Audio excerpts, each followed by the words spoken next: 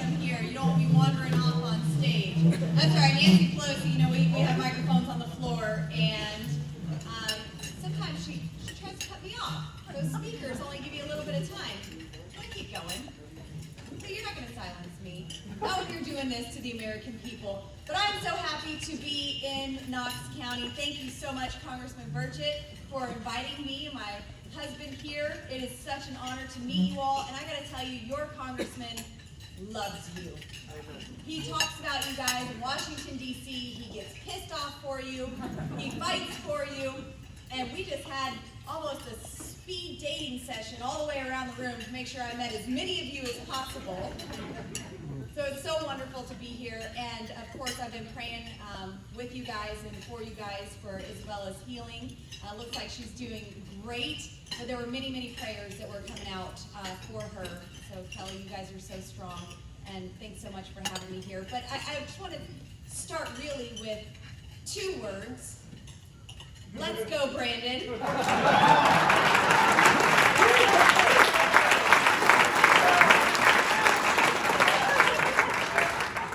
Oh, man. Too bad with this economy, Joe Biden can't afford a double scoop of ice cream. He should have just stayed at home with his applesauce. What in the world has our country come to when the leader of the United States of America cannot read off of a teleprompter? And you can even check that out at whitehouse.gov.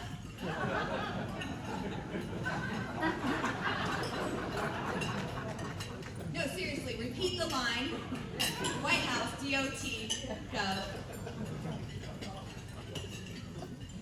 It is something else to be serving in our nation's capital right now.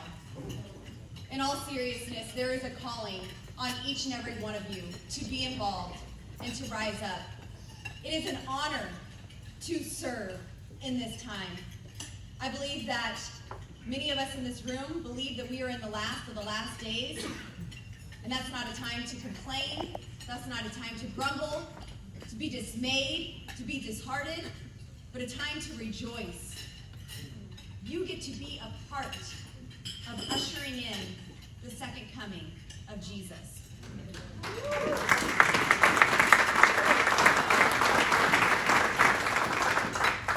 God has placed gifts and callings on the inside of each and every one of you for this time. And He has given you that grace, which is His empowerment, His ability to walk it out, to live out everything that He has called you to in this time. It is not an accident that you are here right now.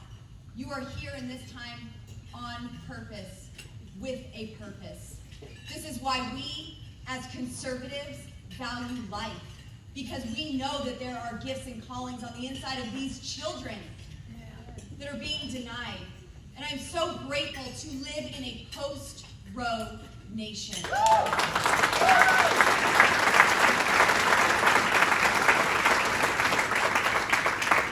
And I do want to say thank you to Stacey Dunn. I hear that you are doing amazing work for the pro-life movement. It's just incredible to think that thousands of lives are being saved right now because of that decision. You know, as a Christian, it doesn't exactly matter to me eternally who is president, because I serve a king. But I am so grateful that President Trump installed 3 conservative Supreme Court judges. There's so much in those 4 years. And I can't wait for him to come back and give us 4 more.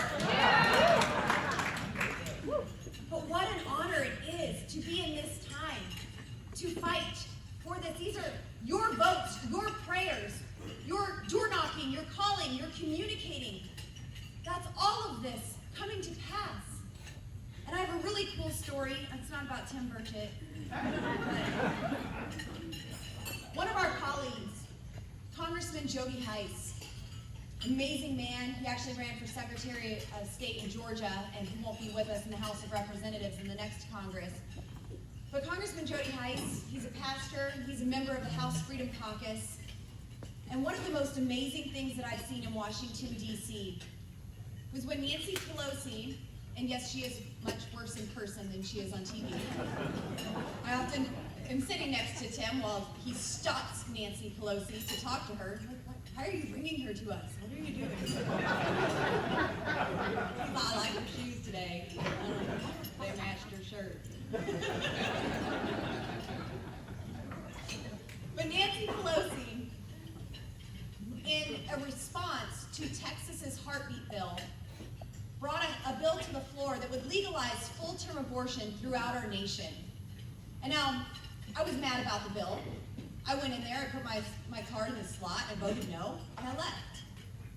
But Congressman Jody Hice did something so much more incredible. He got on his knees in the House chambers, and out loud he began to pray. He began to intercede on behalf of those children out loud. Now we have 15-minute votes, which usually means about 40 minutes in Washington, D.C.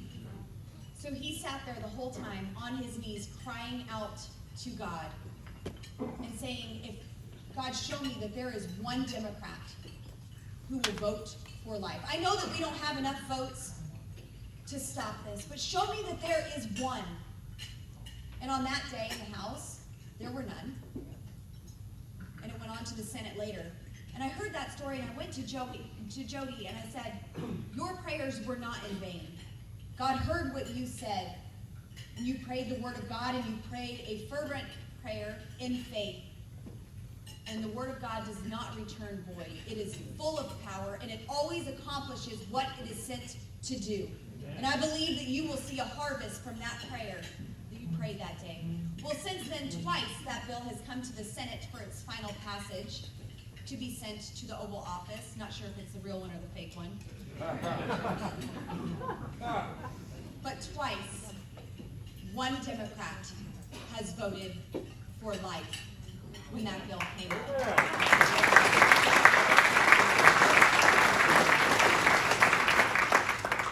This is why we're here. We care about our country. We care about our people. We value life. We value the Constitution. Our founding fathers were incredible men of faith. If you look at their journey in creating this nation and birthing this nation, it's so remarkable. In fact, even Benjamin Franklin says, you know, when I'm here in America and I'm speaking to you, I don't have to tell you that I'm referencing the Word of God because you speak this fluently and you know what I'm referencing. But when I go over to Europe, I have to tell them what I'm referencing. And so all throughout our documents, our founding documents, you see the engrafted word in those writings. And you can see their faith in the Declaration of Independence. Just declaring that independence alone was an act of faith. God says, declare a thing and it shall be established. So they declared independence while they were under the rule of a tyrannical, oppressive king. But they didn't stop there. Then they did what Habakkuk 2 tells us, and they wrote out the vision and made it plain for all to see, so everyone could help them carry that vision out. God says to call things that be not as though they were. And in Mark 11:22, where we're told to speak to our mountains in our lives, speak to those impossibilities, those things that seem immovable, that are so massive you can't get around it. Jesus said, speak to that mountain and cast it into the sea for it to be seen no more.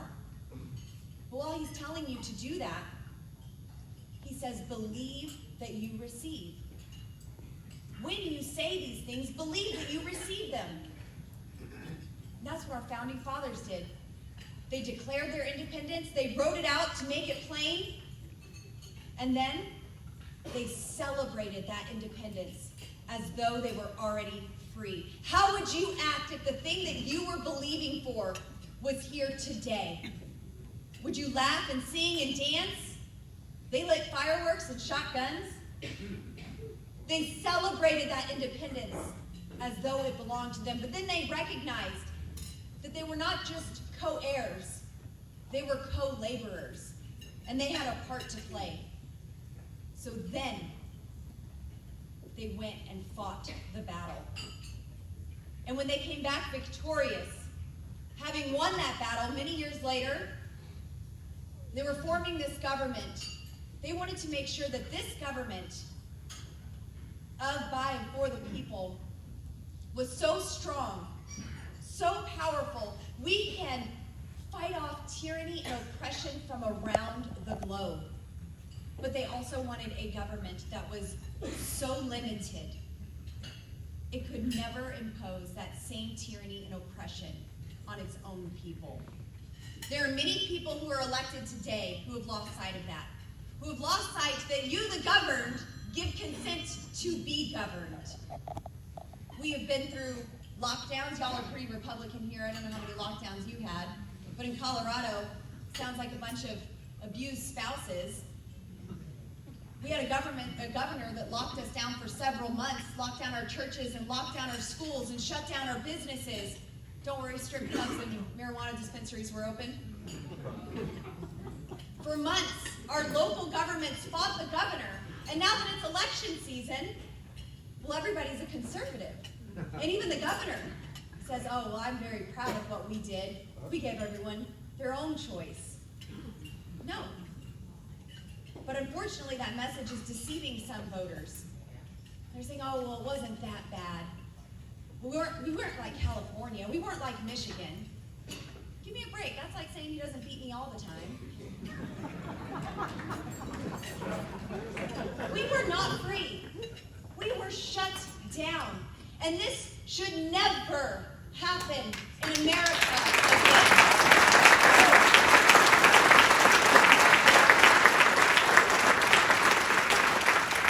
Now the left messed up because during this time, they got moms mad. Moms got an eye into what was going on in our schools, what was being done to our children. Moms started standing up, speaking out, attending school board meetings, even in the face of being called a domestic terrorist. And then moms started running for school board. How many moms on the school board do we have here tonight? Yeah, one.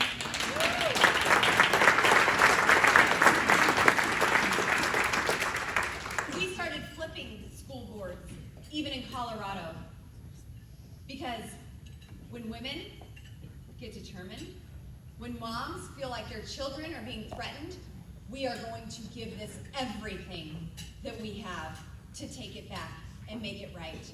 Now, the left doesn't like me because I like truth and I'm not putting up with nonsense. You know, I don't really care for those who give their husbands $100,000 or more or $1 million or more in campaign finances and not the brother husband, the other one.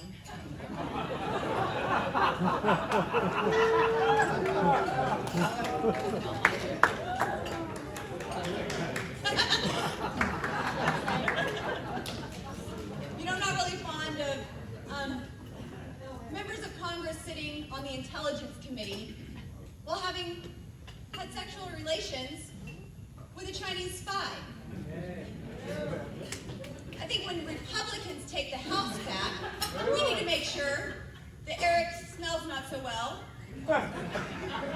is off of the Intelligence Committee. Because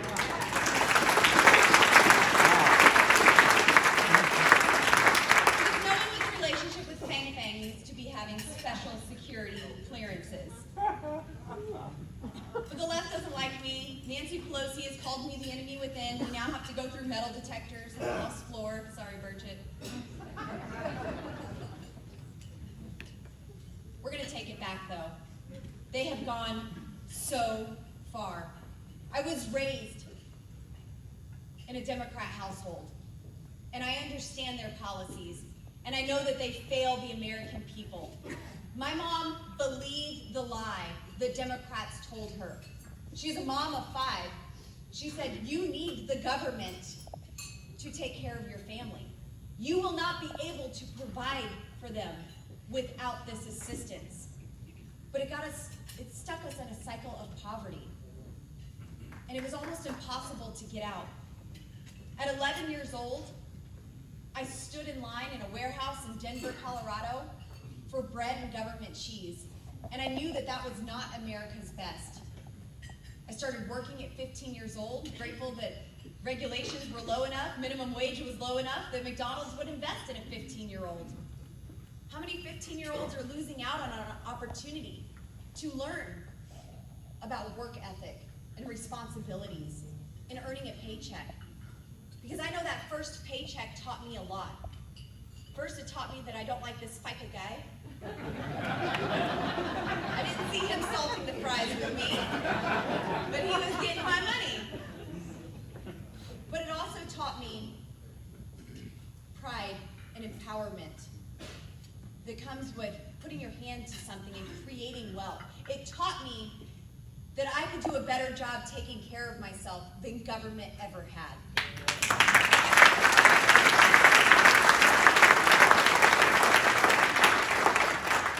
So I began to live out these conservative values. My husband and I met early on, and we built a life for ourselves, for our 4 boys. Because we're raising our 4 boys to be men before liberals teach them to be women.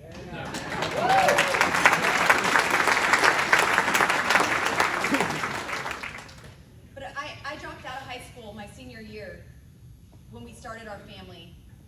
I wanted that management position I was offered at McDonald's, and that was much better than going and signing up for a government program. But you know, Knox County, even with this GED of mine, I know the difference between a man and a woman.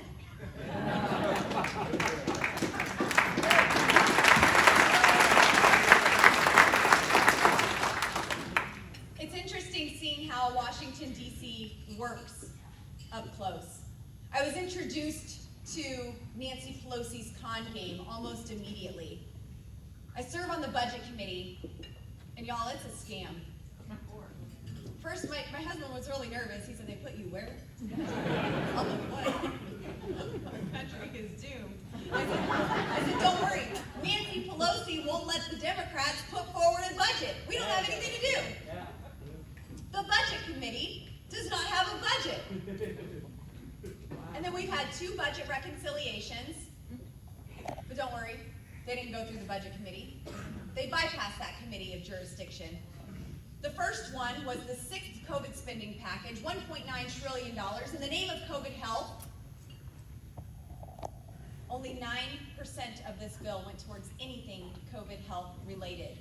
They called it the American Rescue Plan. Yes. That's the con game.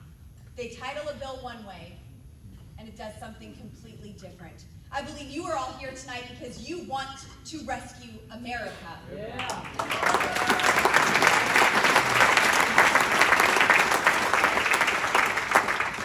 But this bill didn't do that. In fact, Jen Psaki's replacement was just asked about inflation and saying that prices started going up about 18 months ago. And she said, "Yeah, well, Joe Biden signed the American Rescue Plan about 18 months ago. Yes. Yes.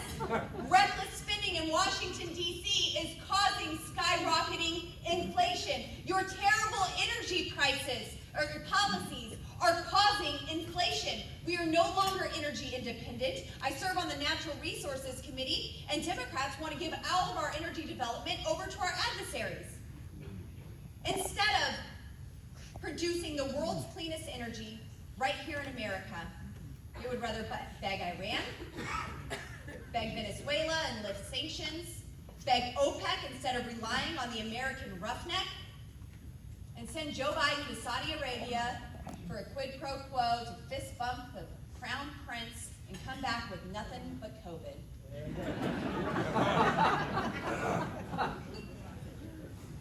We had energy independence, and we should be energy dominant. This Russia-Ukraine nonsense, that wouldn't be going on if we still had American strength in Washington, D.C. And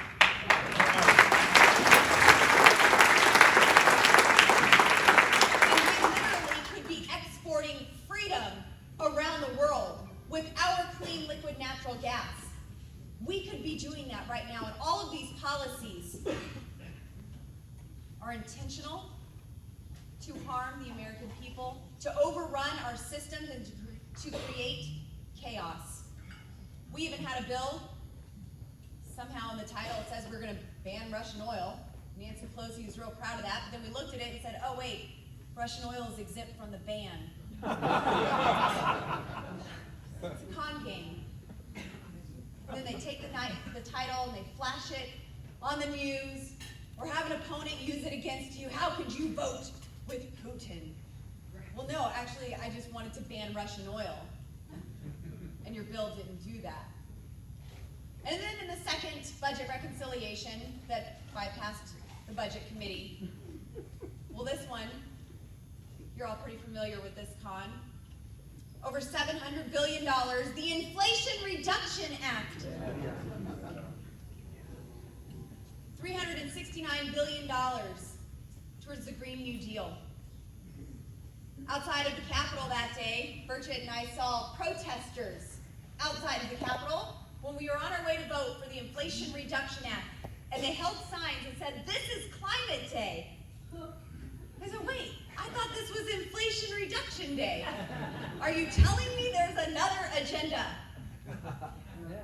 And then also in this bill are 87,000 IRS agents to come after you.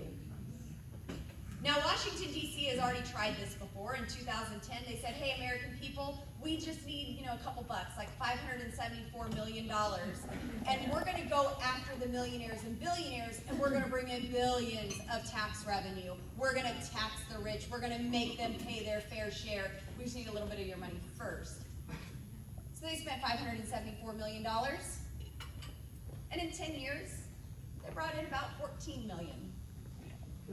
So their tax the rich plan doesn't really go as they say it's going to. And now these 87,000 IRS agents, if you see the job description for some of them, it says, well, you're going to be required to carry a firearm. And you must use deadly force if necessary. Well, I believe the taxation is theft, and this sounds like armed robbery.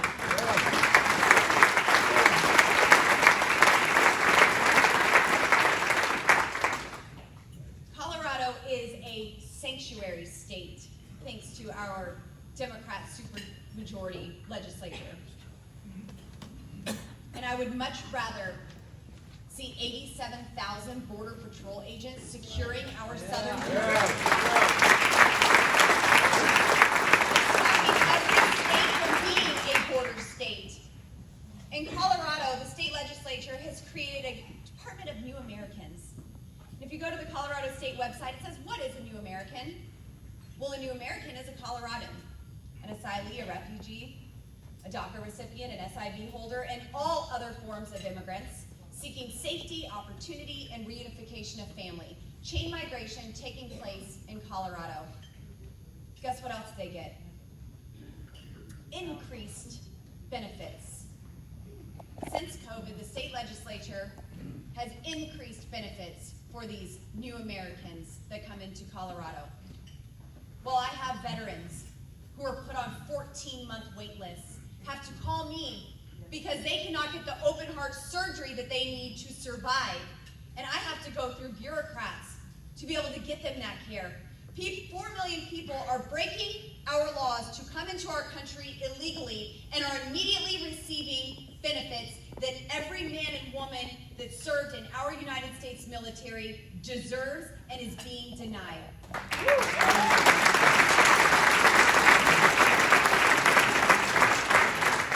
have Petty Officer Lash with the United States Coast Guard, who was thanked by President Biden, President Biden.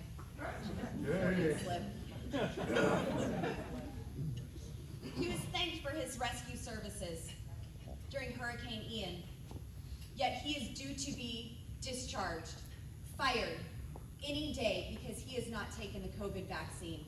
Joe Biden says that COVID is over. To lift the vaccine mandates on our military personnel, compensate every person who lost so they can restore them back to their place. We have a country to save. I have traveled the United States helping other candidates, because I want to make sure that you have conservatives all throughout America fighting for you. We need reinforcements in Washington, D.C. We need more fighters, more people who will stand up to the swamp, who will stand up to leadership and call them out. We need people who will fight for you. One of my favorite primaries that I got involved with was Congresswoman Mary Miller. She's a freshman congresswoman and she is fierce. She's a mother of 7 and a grandmother to 18. I haven't talked to her in a couple weeks, could be 19 or 20 by now.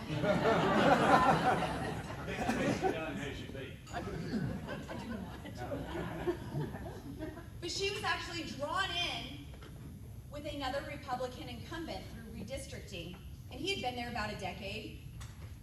Well, if you look at their conservative voting records, Mary Miller sat at an A+, and her opponent was at an F. So I went to Illinois twice to campaign for her, and she dominated in the primary.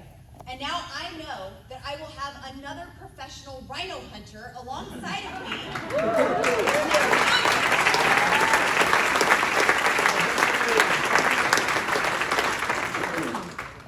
But that's why those elections are so important. We saw them go after your Second Amendment rights. More than a dozen senators caved on your Second Amendment rights when it comes to red flag laws. The federal government bribing states to pass red flag laws. And then 2 members of the House voting for an AR-15 ban. Nancy Pelosi didn't even have the votes for that. She couldn't even pass a kidney stone if she had tried. But 2 so-called Republicans said, "Don't worry, Nancy, we got your back," and passed that through the House.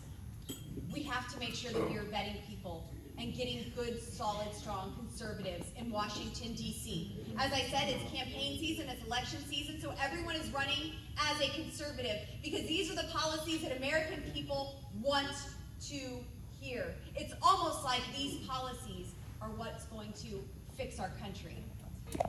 It's almost like these policies will secure our southern border and lower inflation and create jobs and create energy independence and secure our children in school and eliminate critical race theory like y'all have done here in your great state. So they want to deceive voters and tell them that they are conservative.